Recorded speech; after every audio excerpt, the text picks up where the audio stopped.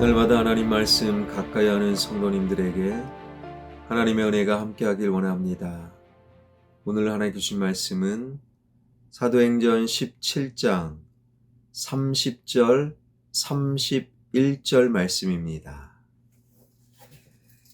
알지 못하던 시대에는 하나님이 간과하셨거니와 이제는 어디든지 사람에게 다 명하사 회개하게 하셨으니 이는 정하신 사람으로 하여금 천하를 공의로 심판할 날을 작정하시고 이에 그를 죽은 자 가운데서 다시 살리신 것으로 모든 사람에게 믿을 만한 증거를 주셨음이라 하니라. 아멘. 위로는 파르테논 신전을 비롯한 아크로폴리스의 신전들이 올려다 보이고 아래로는 장터 주위의 온갖 신전들이 내려다 보이는 아레오바고에 서 있는 바울, 그리고 자신을 데리고 간 아덴의 철학자들 그리고 아덴 사람들에게 바울은요, 너희들이 알지 못하는 그 신에 대하여 내가 알려주겠다라는 말로 설교를 시작하였지요. 그리고 아레오바고의 설교는 이렇게 마무리가 되는데 30절입니다. 알지 못하던 시대에는 하나님이 간과하셨거니와 이제는 어디든지 사람에게 다 명하사 회개하라 하셨으니, 알지 못하는 시대는 의미상 23절에 알지 못하는 신과 연결이 되지요. 하나님께서 천지를 창조하셨고 우주 만물과 인간 역사의 주관자이심을 사람들이 알지 못하던 시대에는 하나님께서 간과하셨다.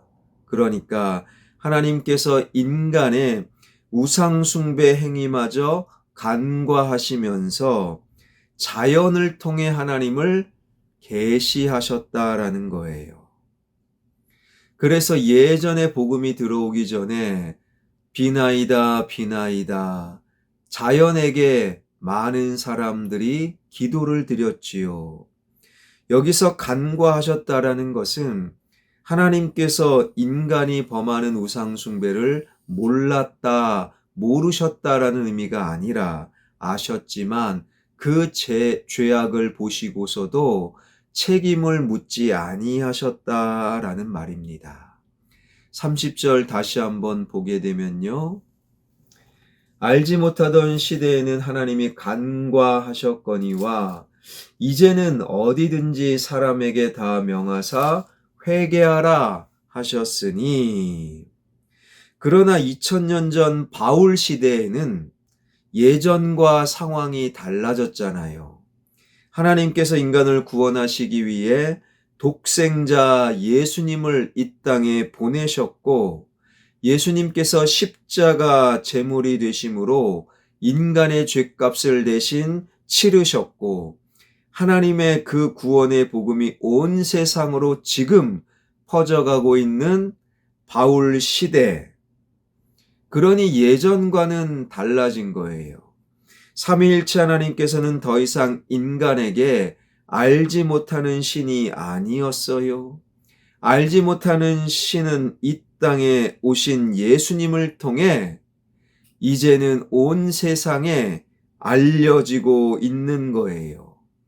그와 동시에 하나님을 알지 못하는 시대도 끝났어요. 2000년 전 바울 시대 하나님 몰랐어요. 오늘날은 더 그렇죠. 나는 몰랐습니다. 이제 통하지 않는다라는 거예요. 그래서 하나님께서는 이제는 어디에서나 모든 사람들에게 명하시기를 회개하라, 회개하라 명령하셨다라는 것이지요.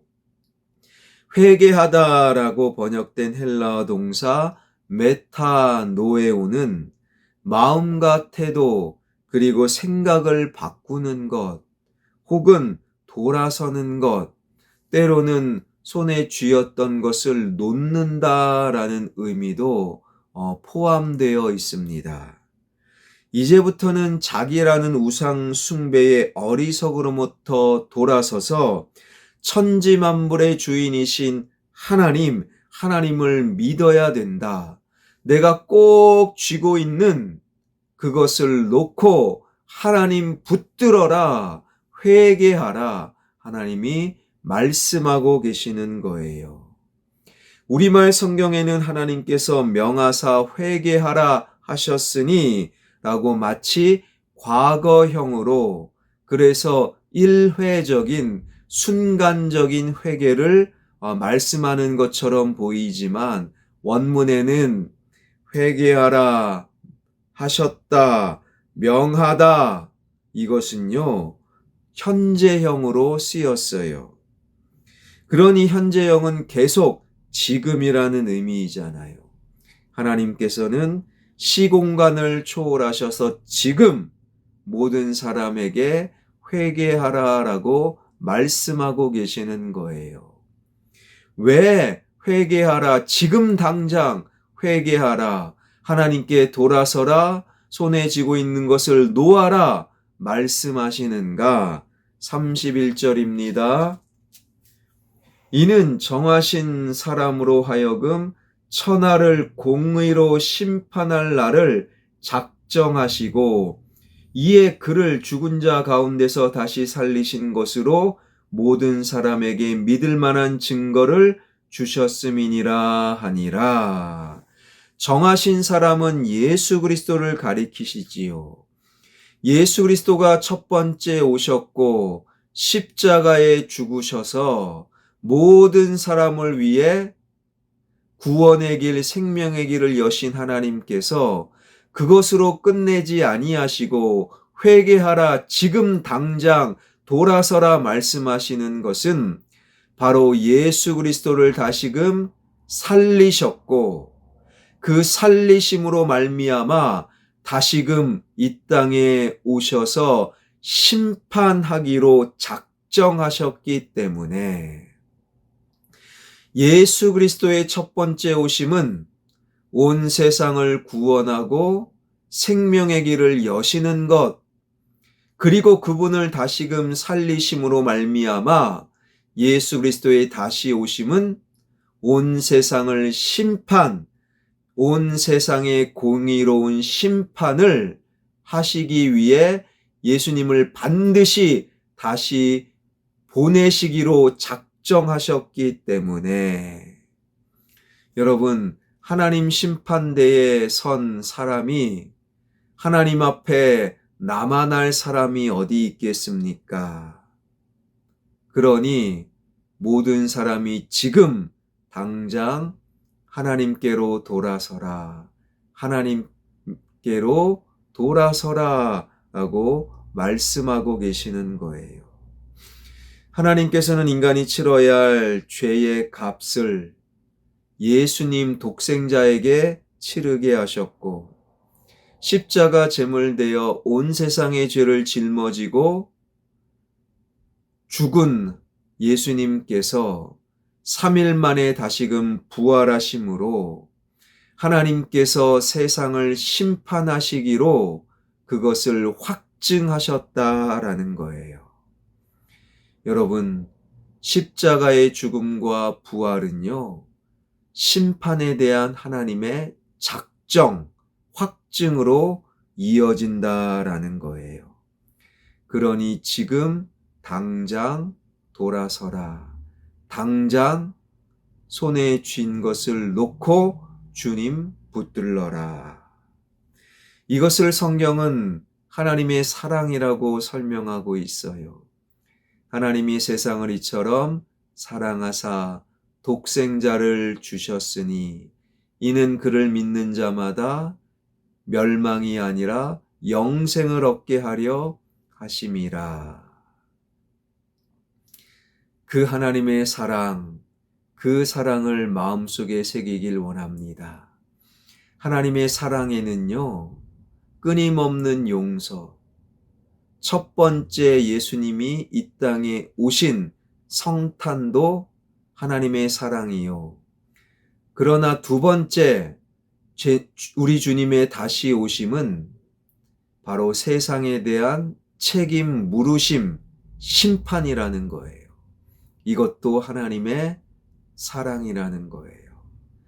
하나님은 우리를 사랑하셔서 예수님을 첫 번째 보내주셨어요.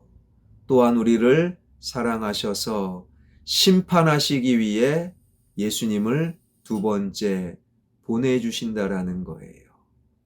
이 말씀 마음속에 새기며 첫 번째 오심은 다 좋아해요. 그래서 메리 크리스마스라고 우리는 고백하는 거지요.